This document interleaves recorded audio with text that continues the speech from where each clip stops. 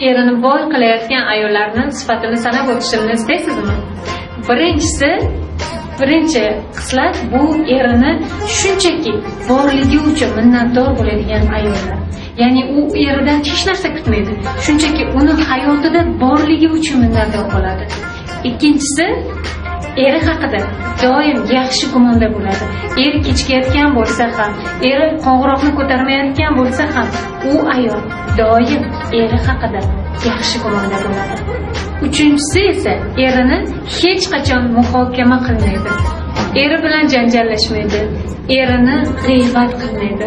Biz juda ham yaxshi ko'ramiz onamizga yoki opamizga, singlimizga, o'g'sinimizga erimizni mazza qilib g'iybat qilishni. Mana shu erini boy qilayotgan ayollar hattoki erini yaqin insonlarga ham g'iybat qilishmaydi. To'rtinchisi, erini topgan puliga shukronalik keltiradi. U eri balkim bugun 50 ming so'm topgandir, balkim 10 ming so'm topgandir. Topayotgan puliga qaramaydi. U topib kelayotgan puli uchun minnatdor bo'la oladi. Beshinchisi esa erini ruhiyati tushib ketganda eriga kuch bag'ishlay oladi. Unga energiya bera oladi. Uni ichki motivatsiyasini uyg'ota oladi va eriga u haqiqiy erkakligini uqtira oladi. Eriga har doim kuch bag'ishlay oladi.